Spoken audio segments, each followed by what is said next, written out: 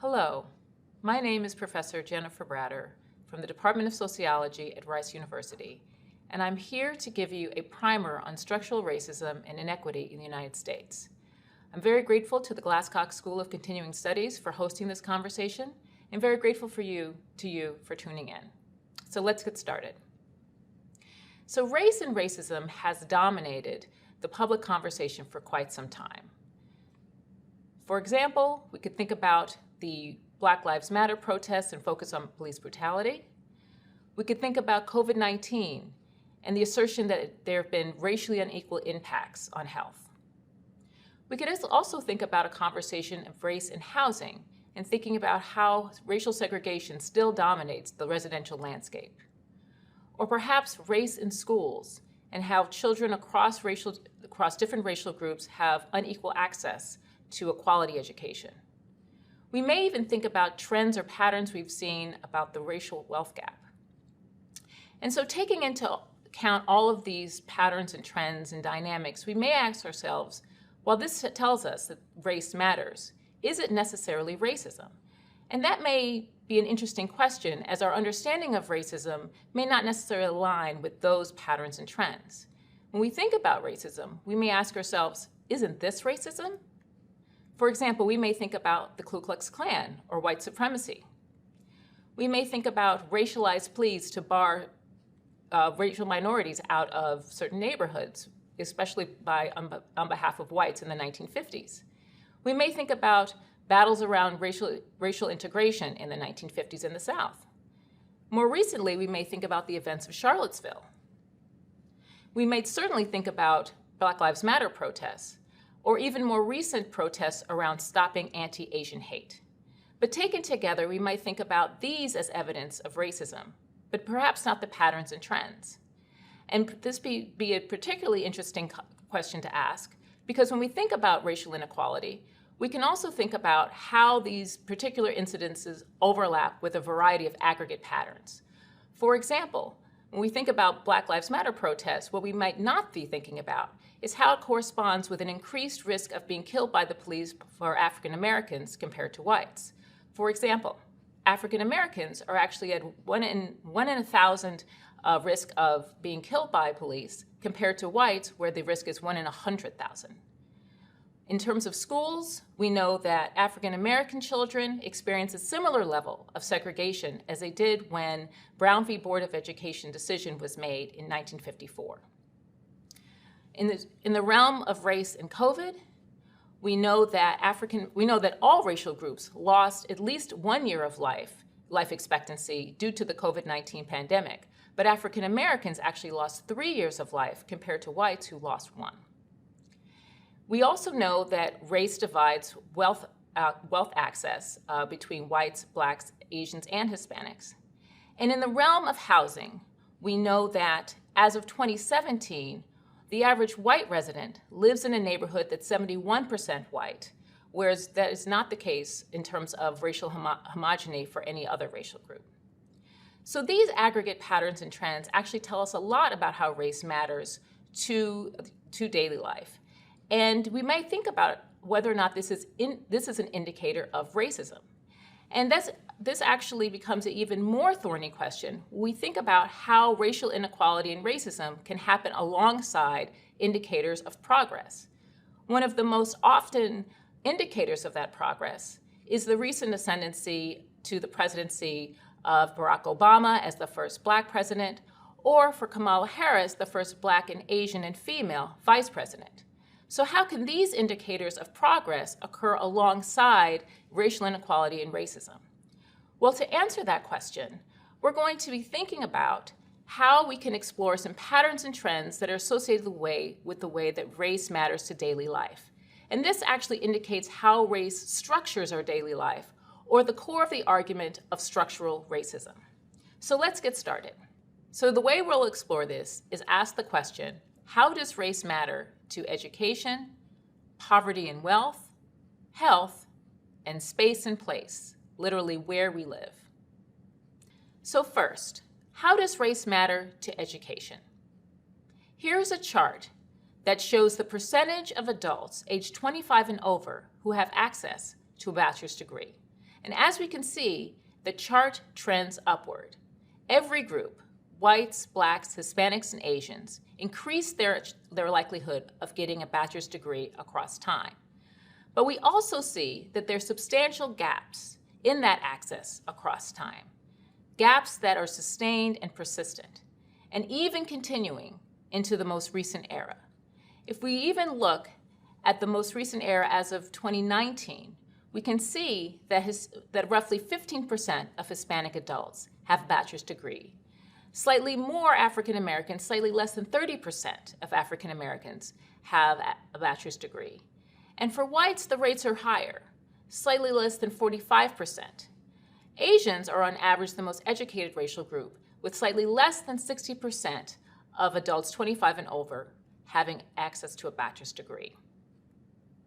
Now we can also ask the same question, how does race matter to wealth? And this is a chart of the median net worth across racial groups from 1989 up until about 2016. And as we can see that while every single racial group has had access to some wealth, the gaps are pretty clear and pretty consistent across time. Whites are on average the group that has most access to wealth, where the average white family has a net worth of about $180,000. And this is substantially greater than their Black and Hispanic peers, whose median net worth is around $20,000.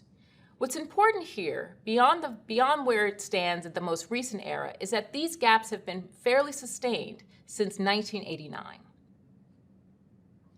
Now we can also ask the question whether there's a connection between the trends in education and the trends in wealth. Aren't wealth differences really about differences in education? And what we can do to answer that question is look at median net worth across different levels of education. And as we can see that at even the highest level of education, the racial gaps are still sustained. The average white family with a post-college education has a median net worth of over $400,000 compared to the average Black family with, again, a post-college education. Their median net worth is considerably less than that, less than $200,000. And what's also important is that these racial gaps in net worth, in net wealth, occur across every level of education, not just at the top, but even going down to the bottom. And so this is important because wealth and access to income not only matters to our personal well-being, but also matters to our access to schooling for our children and our neighborhoods in almost every sphere of well-being. Now we can also think about this question in terms of what occurs at the opposite end of the income spectrum for rates of poverty.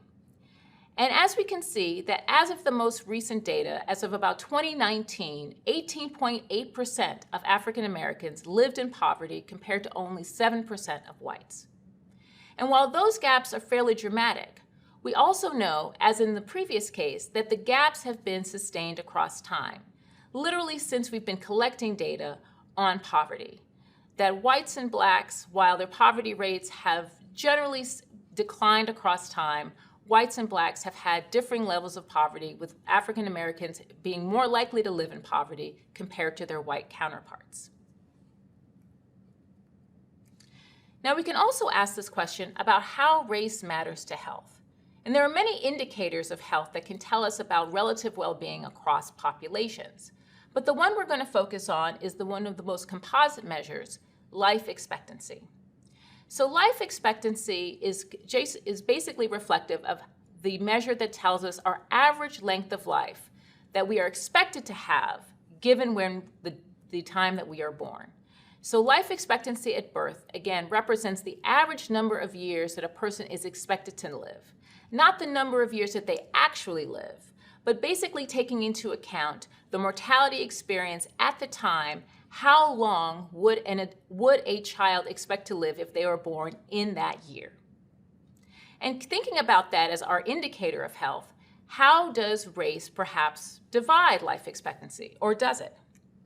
And the answer is that it does, and it has for quite some time. If we look across time, literally from 1900 till the current era, we see very sustained racial gaps in life expectancy. However, we also see substantial gains for all groups. So African Americans, whites, and Hispanics have all gained in life expectancy across time. Medical advancements in many ways have provided a longer lifetime for everyone. However, we see differing access to those improvements across race.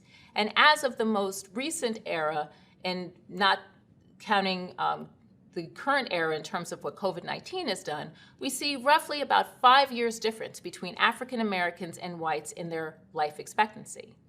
But then COVID hit. And what we saw with COVID is such a massive increase in mortality that life expectancy actually went down, that it actually dropped for everyone in the United States. But what we also see is that these drops were uneven given race. So African Americans lost roughly 3 years of life expectancy between 2019 and 2020, whereas whites lost roughly about 1 year between the same time span.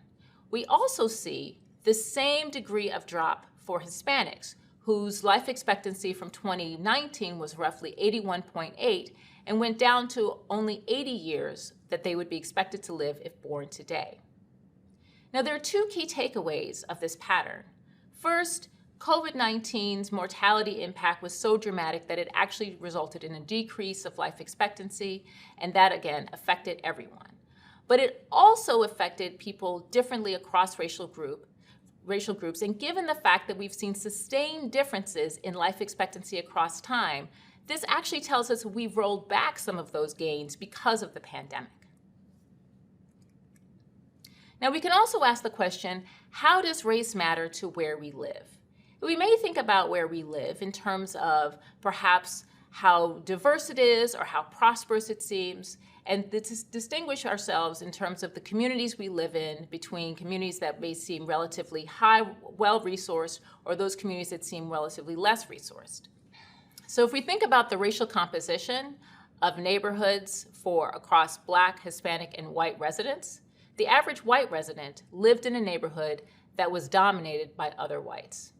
In 2000, roughly 79% of the residents in the average white adults neighborhood were also white. And that dropped only slightly to about 71%. Blacks and Hispanics, however, lived in neighborhoods that, while a predominant share of their neighbors were also co-ethnic peers, it wasn't to the same degree.